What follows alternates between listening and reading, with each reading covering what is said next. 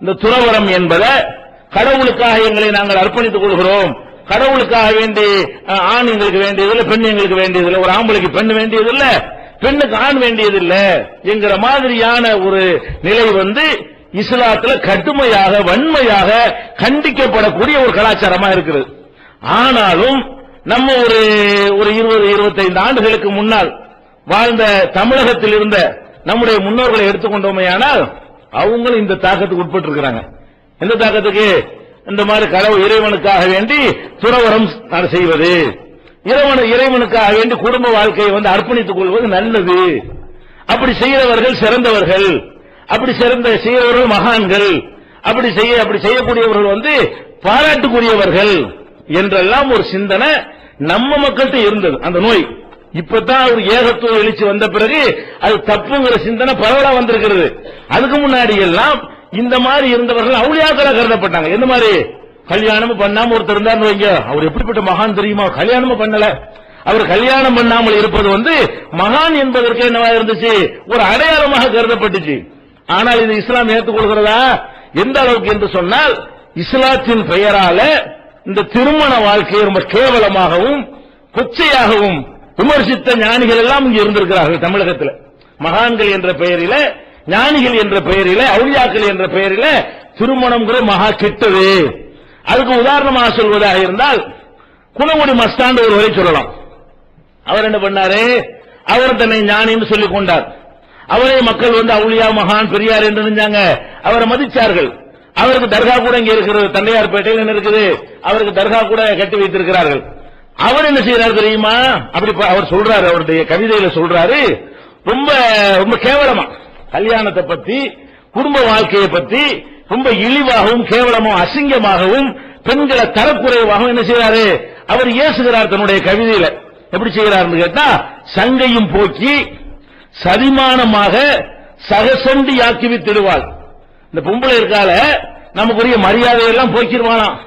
வெக்கங்கட்ட செயல நம்மளை ஈடுபட வைத்து பொம்பளை பத்தி திட்டுறாரு, ஆக்கி வைத்து விடுவாள். வெகு பங்கப்படுத்தி விட்டுடுவாள். பங்கம்னா கேவலம், ரொம்ப கேவலப்படுத்தி விட்டுருவாள்.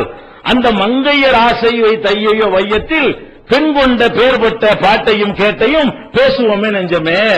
இந்த மாதிரி பொம்பளை மேல ஆசை வச்சு இந்த மாதிரி கேடு கட்டு போயிட்டியடா, உன்னுடைய பாட்டை பத்தி பேசுவோமா, உன்னுடைய கேட்டை பத்தி பேசுவோமான்னு அவர் கேட்கிறாரு. பெண்கள்னா என்னவா? நம்முடைய மானத்தை வாங்கிடுவாள்வோ, நம்மளை கேவலப்படுத்திடுவா, நம்முடைய மரியாதையெல்லாம் இல்லாமக்கிடுவா அப்படின்னு இஸ்லாத்தின் பெயரால இவர் கவிதை எழுதுகிறார். இந்த கவிதைகள் ஒரு காலத்தில் பள்ளிவாசல்ல எல்லாம் வைத்து படிக்கப்பட்டது. மஸ்தானுடைய பாடல்கள் என்ன செய்யப்படுது? பள்ளிவாசல்ல வைத்து படிக்கப்பட்டது. அது மாதிரி தங்க நகையும் இதெல்லாம் பொம்பளை கேட்கத்தான் செய்வா, அதெல்லாம் பயங்கரமான குற்றமா அவர் சொல்றாரு. தங்க நகையும் முகப்பணி சேலையும் தாவனவே குரங்காட்டுவாள். தங்க நகை வேணும்பாலாம், நல்ல அலங்காரமான சேலை வேணும் குரங்காட்டுவாளாம். ஆம்பளை என்ன செய்வா? பெண் குரங்காட்டுவாள். என்றன் கொங்கைக்கு செய்த ரவிக்கையும் சேலையும் சிறப்போடு தாவன மாட்டுவாள். ரவிக்கை சேலை இந்த மாதிரி அழகா கேட்பாளாம், அசிங்கமா சொல்றாரு. அதே மாதிரி அவர் சொல்றாரு, ஆதியை தேடி அருள்பட நாடி அழுதழுது மடிபிடிப்பாள். ஆதினா அல்ல, ஆதியானவன் அவன் தானே. ஆதியை தேடி நம்ம துறவரத்துக்கு போக போனோம்னு சொன்னா மடியை பிடிச்சி விட மாட்டான், அழுதழுது மடியை பிடிச்சுக்கிருவா, போகாதேன்றுவாளாம். நீதான் ஏவெண்ணை விட்டு பிரிவதும் என்றவள் ஏங்கி ஏங்கி துடி துடிப்பாள். அல்லாஹ்வுக்காக வேண்டி நம்ம ஏதாவது தியானம் செய்யலான்னு போனோம்னு சொன்னா அது துடி துடிப்பாள், விடமாட்டார். அது மாதிரி இந்த நல்ல நல்ல காரியங்கள்லாம் செய்வதற்கு பெண் என்ன செய்வா? தடையா இருப்பா அப்படின்னு படிக்கிறாரு. அதே மாதிரி நாடி குறுவடி தேடி நடக்கிற நற்செயலை கசப்பாக்குவாள். குறுவடினா ஷேக் முரீது, பீர் ஷேக் இருக்கார்ல ஞானி, அவருடைய குறுவடியை பின்பற்றி போகலான்னு போனா அதையும் கசப்பானது ஆக்கிடுவா. அப்படிலாம் போயிடாத, முறியெல்லாம் வாங்கிறாத, என்னோட இரு என்று இந்த பொம்பளை சொல்லுவா. அது மாதிரி ஓடி திரிந்து இளைந்து பணங்கள் ஒரு காலை தேடென்று தாக்குவாள். ஓடி போய் பணம் காசு நிறைய அள்ளிக்கிட்டு வா அப்படின்னு சொல்லுவாளாம். அது மாதிரி தேடும் பொருள் தன்னை காணில் உமக்கதில் தேசத்தில் யார் என்று தூக்குவாள். தேடி இருந்து பணத்தை கொண்டாந்து போட்டேன்னு வை, உன்னை மாதிரி ஆளை கிடையாதுன்றவா. அப்படிலாம் கேவலப்படுத்துறார். பெண்களை பொம்பளை நாடாத, பொம்பளை நச்சு பாம்பு மாதிரி என்று ரொம்ப கேவலம் இப்படிலாம் பேசுகிறாரு. அது மாதிரி ஆடென்றும் மாடென்றும் வீடென்றும் தேடென்றும் ஆண்டவனை மறப்பாக்குவாள். ஆடு மாடு வீடு இதெல்லாம் தேடிக்கிட்டு வான்னு சொல்லி ஆண்டவனை மறக்க செஞ்சிருவா. இப்படி எல்லாம் இஸ்லாத்தின் பெயராலேயே இந்த துறவரத்தை, அதாவது குடும்ப வாழ்க்கை வேணாம், அவரவர்கள் தன்னை மட்டும் காத்துக்கிட்டு போங்க என்று சொல்லக்கூடிய ஒரு சித்தாந்தம் இஸ்லாம் மார்க்கத்துக்குள்ளேயே முஸ்லிம்களுக்குள்ளேயே ஒரு நல்ல சித்தாந்தமாக வைக்கப்பட்டதுக்கு இதெல்லாம் ஆதாரமாக இருக்கிறது. அதனால நாகூர்ல ஒருத்தர் அடங்கியிருக்கார், அவர் கல்யாணமும் பண்ணல, ஆனால் ஒரு மகான் வலியுள்ளான்னு நம்ம சொல்லிக் கொண்டிருக்கிறோம். நாகூர்ல அடங்கியிருக்காரு சாகுல மீதுங்கிறாங்களே, அவர் திருமணமே ஆகல. திருமணம் ஆகாம ஒருத்தர் நபி வழியை புறக்கணிச்சிருந்தாருன்னா அவர் எப்படி இறைநேசர் ஆவார் என்ற ஒரு ஞானம் கூட இல்லாமல் நம்ம என்ன செஞ்சோம், அவங்க எல்லாம் இறைநேசர்களுக்கு உள்ளவங்க, யார் கல்யாணம் வேணான்னு புறக்கணித்தார்களோ அவங்க எல்லாம் இறைநேசர் என்ற அந்தஸ்துக்குரியவர்கள் என்கிற ஒரு சித்தாந்தம் பிற மதங்களில் இருந்து காப்பீடிக்கப்பட்டு நம்ம மக்கள்கிட்ட ஒரு தாக்கத்தை ஒரு காலத்துல தமிழக மக்கள் மத்தியில ஏற்படுத்தி இருந்தது. அப்ப இந்த மாதிரி எல்லாம் இருக்கிறது, இதுக்கு இஸ்லாம் ஒத்துக்கிறதா? இந்த மாதிரியான செயலை இஸ்லாம் ஆதரிக்குதான்னு கேட்டா அறவே ஆதரிக்க கிடையாது. இஸ்லாம் ஒரு வன்மையா என்ன செய்கிறது, திருமண வாழ்க்கைங்கிறது ரொம்ப ரொம்ப அவசியம். திருமண வாழ்க்கையை எவனாவது புறக்கணிச்சிருந்தான்னு சொன்னா அவன் இஸ்லாத்தில் இருக்கவே முடியாது. நபிகள் நாயகம் ஸல்லல்லாஹு அலைஹி வஸல்லம் அவங்க காலத்துல ஒரு 3 பேர் வர்றாங்க. எங்க வர்றாங்க? நபி ஸல்லல்லாஹு அலைஹி வஸல்லமுடைய மனைவி மாற்ற வர்றாங்க. வந்து என்ன செய்யறாங்க, ரசூல் ஸல்லல்லாஹு அலைஹி வஸல்லமுடைய வணக்க வழிபாடுகள் எப்படின்னு விசாரிக்கிறாங்க. ரசூல் ஸல்லல்லாஹு அலைஹி வஸல்லம் இல்லாத நேரத்தில் அவங்க வீடுகளுக்கு வந்து இப்ப ரசூல் ஸல்லல்லாஹு அலைஹி வஸல்லமுடைய வாழ்க்கை எப்படி போயிட்டு இருக்கிறது, எப்படி இறைவனை வணங்குவாங்க என்று விசாரிக்கிறாங்க. அப்ப மனைவிமார்கள் என்ன சொல்றாங்க, ரசூலுல்லாஹ்வுடைய வணக்கத்தை பத்தி வணங்குவாங்க தூங்குவாங்க சொல்றாங்க. அவங்களுக்கு என்ன படுதுன்னு கேட்டா இது ரொம்ப கம்மியா இருக்குது, கடவுளுக்கான முழுசா அர்ப்பணிக்காம அல்லாஹ்வுடைய ரசூல்னு சொல்லிட்டு கொஞ்சமாவது அவங்க செய்யறாங்க.